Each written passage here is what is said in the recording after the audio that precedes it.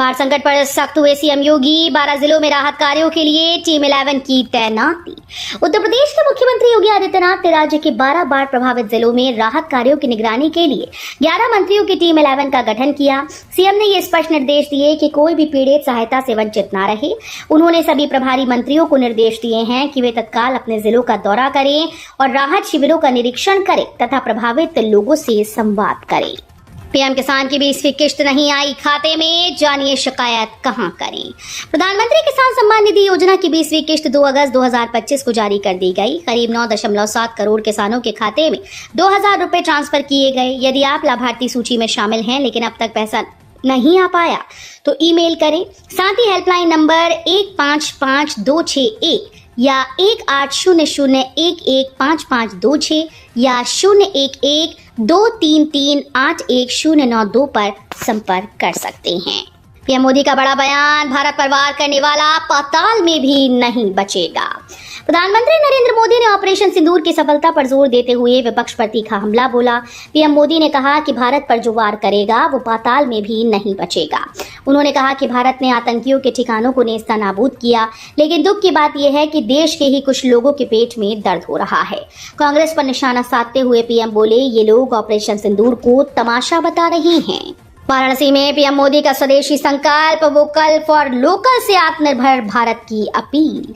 प्रधानमंत्री नरेंद्र मोदी ने वाराणसी में जनसभा को संबोधित करते हुए वोकल फॉर लोकल के जरिए आत्मनिर्भर भारत की अपील की है। उन्होंने कहा कि जो भी वस्तुएं हम खरीदें वे भारतीय मेहनत और कौशल की पहचान होनी चाहिए। पीएम मोदी ने त्योहारों, शादियों, रोजमर्रा की खरीदारी में स्वदेशी उत्पादों को प्राथमिकता देने की बात कही। स्कूल बंद करना पीडीए के खिलाफ भाजपा की साजिश, अखिलेश यादव का बड़ा आरोप। समाजवादी पार्टी अध्यक्ष अखिलेश यादव ने यूपी सरकार पर बड़ा हमला करते हुए कहा कि सरकारी स्कूल्स को बंद करना भाजपा की पीडीए समाज के खिलाफ सोची समझी साजिश है।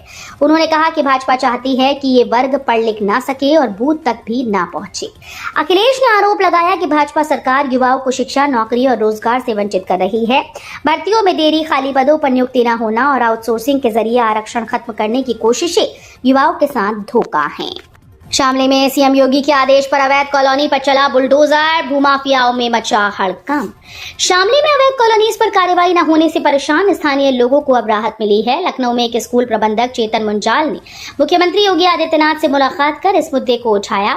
सीएम के निर्देश के बाद मेरठ विकास प्राधिकरण की टीम ने तुरंत कार्रवाई करते हुए आदर्श मंडी थाना क्षेत्र के पानीपत खटीमा मार्ग पर अवैध रूप से बनी कॉलोनी पर बुलडोजर चला दिया। गाजियाबाद, नोएडा में 2 बड़ी सड़क परियोजनाएं तेजी से आगे बढ़ी, ग्रामीणों और यात्रियों को मिलेगा लाभ। गाजियाबाद के राजनगर एक्सटेंशन में बंधा रोड से नूरनगर को जोड़ने वाली 18 और 24 मीटर चौड़ी सड़क का निर्माण जल्द शुरू होगा। गाजियाबाद विकास प्राधिकरण ने 4 किसानों से जमीन का बैनामा कर सर्कल रेट से दुगने दाम पर जमीन खरीद ली।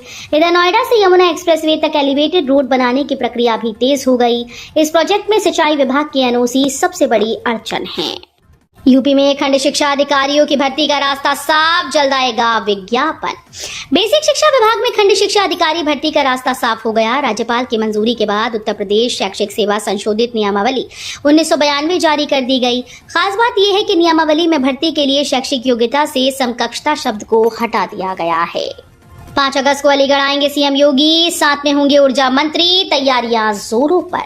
यूपी के मुख्यमंत्री योगी आदित्यनाथ 5 अगस्त को अलीगढ़ आ रहे हैं। वो यहां विकास कार्यों व प्रदेश सरकार द्वारा संचालित योजनाओं की मंडलीय समीक्षा बैठक करेंगे। हालांकि अभी मिनट टू मिनट कार्यक्रम जारी नहीं हुआ है, मगर 5 अगस्त को आगमन के संकेत मिलने के बाद जिला पुलिस प्रशासन ने तैयारियां शुरू कर दी हैं। अब तक की तैयारियों व जानकारी के अनुसार सीएम के साथ नगर विकास व ऊर्जा मंत्री AK शर्मा भी आएंगे। सोमवार तक बदली रहेगी बरेली की सड़कों पर यातायात व्यवस्था, एक बार फिर से डायवर्जन लागू। बरेली में कांवड़ यात्रा के चलते 1 माह से चल रहा नेशनल और स्टेट हाईवे पर रोडवेज, बसेस व भारी वाहनों का डायवर्जन सोमवार रात से खत्म हो जाएगा। सावन का चौथा और अंतिम सोमवार 4 अगस्त को है। इससे पहले शनिवार रात 8 बजे से सोमवार रात 10 बजे तक एक बार फिर से डायवर्जन लागू कर दिया गया है। इस दौरान रोडवेज, बसेस और भारी वाहन शहर में प्रवेश नहीं कर सकेंगे। मिशन 2050 धर्मांतरण गिरोह पर बड़ा खुलासा, लोगों को इस्लाम से जोड़ना था मकसद। धर्मांतरण केस में बड़ा खुलासा हुआ है। धर्मांतरण गिरोह का वर्ष 2050 तक देश भर में इस्लाम को फैलाने का टारगेट था। अपने इस मिशन को लेकर लगातार गिरोह कार्य कर रहा था। गिरोह के सदस्य डार्क वेब पर सक्रिय रहते थे, साथ ही अपनी बातचीत को गोपनीय रखने के लिए विभिन्न ऑनलाइन गेम्स का भी सहारा लेते थे। शनिवार को पुलिस आयुक्त दीपक कुमार ने प्रेस वार्ता में इसका खुलासा किया। परसाखेड़ा आवासीय योजना में सितंबर से मिलेंगे भूखंड, 4 सेक्टर्स में किसानों को होगा आवंटन। बरेली में 1 दशक से भी ज्यादा समय से कागजों में फंसी आवास और विकास परिषद की परसाखेड़ा आवासीय योजना को अब धरातल पर उतारने की तैयारी है। लैंड पूलिंग स्कीम में जमीन देने वाले किसानों को 4 सेक्टर्स में सितंबर से भूखंड आवंटित होंगे। अन्य किसानों के लिए भी लैंड पूलिंग स्कीम का विकल्प खुलेगा। अंतिम समय में हज यात्रा रद्द कराई तो जब्त होगी पूरी राशि, सऊदी अरब सरकार ने बदले नियम। हज पर जाने वाले आजमीन को इस बार अपनी यात्रा निरस्त कराना महंगा साबित होगा। हज उड़ान के अंतिम समय में यात्रा निरस्त कराने पर जमा की गई पूरी राशि जब्त की जाएगी। सऊदी अरब सरकार के नियमों में हुए बदलाव की वजह से हज कमेटी ऑफ इंडिया ने हज के लिए चयनित होने के बाद आवेदन रद्द करने पर रोक लगा दी है। वहीं अलग अलग समय पर यात्रा निरस्त कराने पर हज कमेटी प्रति यात्री 5,000 रुपए से लेकर 1 लाख रुपए तक शुल्क वसूल करेगी। अब सीयूजी नंबर नहीं उठा तो होगी कार्रवाई, स्कूल्स में मोबाइल पर भी सख्ती। मुरादाबाद मंडल में अब अधिकारी अपनी मनमानी नहीं कर पाएंगे। कमिश्नर आंजनेय कुमार सिंह ने मंडल के सभी अधिकारियों को सख्त निर्देश देते हुए कहा कि अब सीयूजी नंबर हर हाल में उठाना अनिवार्य होगा। यदि कोई अधिकारी कॉल नहीं उठाता या जानबूझकर नंबर किसी अधीनस्थ को सौंप देता है तो उसके खिलाफ सख्त कार्रवाई की जाएगी। कानपुर को फिर मिलेगी वैश्विक पहचान, मल्टी मॉडल ट्रांसपोर्ट सिस्टम से खुलेगा विकास का रास्ता। कानपुर को एक बार फिर से औद्योगिक नगरी के रूप में वैश्विक पहचान दिलाने की दिशा में बड़ा कदम उठाया गया है। शहर में अब मल्टी मॉडल ट्रांसपोर्ट सिस्टम लागू किया जाएगा, जिससे कानपुर देश के प्रमुख शहरों से सीधा जुड़ सकेगा। कमिश्नर विजेंद्र पांडियन ने कहा कि इससे न केवल व्यापारियों और निर्यातकों को फायदा होगा, बल्कि अंतर्राष्ट्रीय निवेशक भी कानपुर की ओर आकर्षित होंगे। यूपी में बकरी पालन पर मिलेगा 1 करोड़ रुपए तक का लोन और 50% सब्सिडी, युवाओं को मिलेगा बड़ा लाभ। उत्तर प्रदेश सरकार ने युवाओं और पशुपालकों के लिए एक नई योजना की शुरुआत की है, जिसके तहत अब बकरी पालन पर 1 करोड़ रुपए तक का लोन और 50% तक की सब्सिडी मिलेगी। राष्ट्रीय पशुधन मिशन के तहत लागू इस योजना का मकसद युवाओं को स्वरोजगार से जोड़ना और ग्रामीण अर्थव्यवस्था को मजबूती देना है। यदि कोई युवा 100 से 500 बकरियों की यूनिट शुरू करता है तो सरकार उस परियोजना लागत का आधा हिस्सा सब्सिडी के रूप में दे सकती है। मोदी योगी का नाम लेने का दबाव, नहीं झुकने पर टॉर्चर। मालेगांव ब्लास्ट केस में बरी हो चुकी साध्वी प्रज्ञा सिंह ठाकुर ने मुंबई कोर्ट में जमानती औपचारिकताएं पूरी करने के बाद मीडिया से कहा कि पूछताछ के दौरान उन पर मोदी, योगी, मोहन भागवत सहित कई नेताओं का नाम लेने का दबाव बनाया गया। उन्होंने दावा किया कि झूठ न बोलने पर उन्हें टॉर्चर किया गया। हालांकि एनआईए कोर्ट ने अपने इस फैसले में इन आरोपों को सबूत के अभाव में खारिज कर दिया।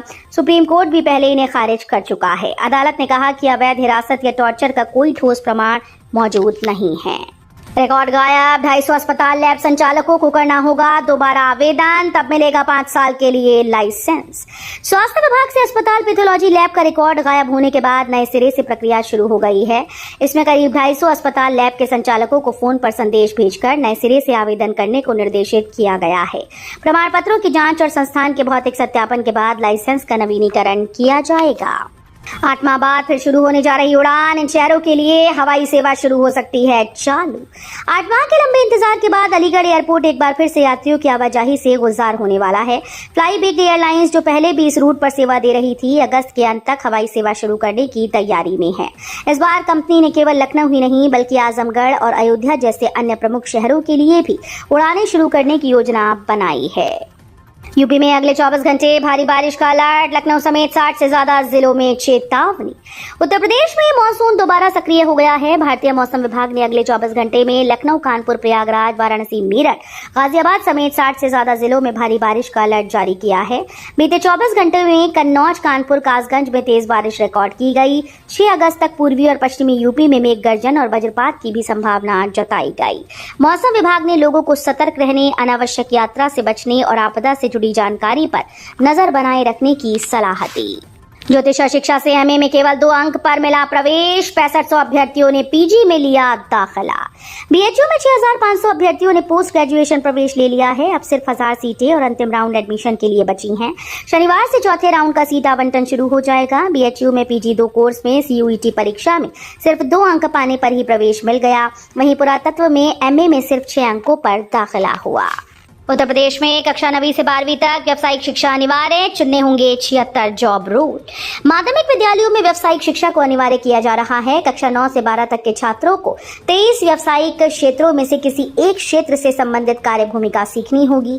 शासन ने इन ट्रेड्स के तहत करीब 76 प्रकार के जॉब रोल तय किए। हालांकि इन पाठ्यक्रमों के संचालन और संसाधन की पूरी जिम्मेदारी स्कूल प्रबंधन पर ही डाली गई है। रूबी बना देश के टॉप यूनिवर्सिटी क्लब का हिस्सा। महात्मा ज्योतिबा फुले रोहिलखंड विश्वविद्यालय ने एक बार फिर से ये साबित कर दिया कि सरकारी यूनिवर्सिटी भी क्वालिटी एजुकेशन और रिसर्च के मामले में किसी से कम नहीं। साल 2025 की रैंकिंग में एमजेपीआरयू ने शानदार छलांग लगाते हुए 4 अलग अलग कैटेगरी में देश के टॉप संस्थानों में जगह बनाई है। लखनऊ में अवैध डेयरियों पर नगर निगम की बड़ी कार्रवाई। 13 भैंस और 3 गाय जब्त। लखनऊ में अवैध डेयरी के खिलाफ नगर निगम ने सख्त रुख अपनाते हुए ठाकुरगंज क्षेत्र में विशेष अभियान चलाया। शनिवार को कार्रवाई के दौरान 13 भैंसें और 3 गाय जब्त की गईं, जिन्हें पीजीआई स्थित कांजी हाउस में भेज दिया गया। नगर निगम ने चेतावनी दी कि जुर्माना जमा किए बगैर पशु नहीं छोड़े जाएंगे। नगर आयुक्त गौरव कुमार के निर्देश पर पशु कल्याण अधिकारी डॉक्टर अभिनव वर्मा ने बताया कि आईजीआरएस पोर्टल और अन्य माध्यमों से शिकायतें मिल रही थी। हाथरस में व्यक्तिगत परीक्षा के पंजीयन केंद्र बने। पत्राचार शिक्षा के लिए भी यही कर सकते हैं संपर्क। माध्यमिक शिक्षा परिषद की ओर से आयोजित होने वाली वर्ष 2026 की बोर्ड परीक्षा के व्यक्तिगत परीक्षार्थियों के आवेदन पत्रों की उपलब्धता और पंजीकरण के लिए केंद्रों का निर्धारण कर दिया गया है। डीआईओएस संत प्रकाश ने बताया कि पंजीकरण के लिए पंडित दीनदयाल उपाध्याय राजकीय मॉडल इंटर कॉलेज टुकसान, राजकीय हाई स्कूल बस्तोई, राजकीय हाई स्कूल मोहरिया, राजकीय हाई स्कूल अरौठा और राजकीय कन्या इंटर कॉलेज को जिम्मेदारी सौंपी गई।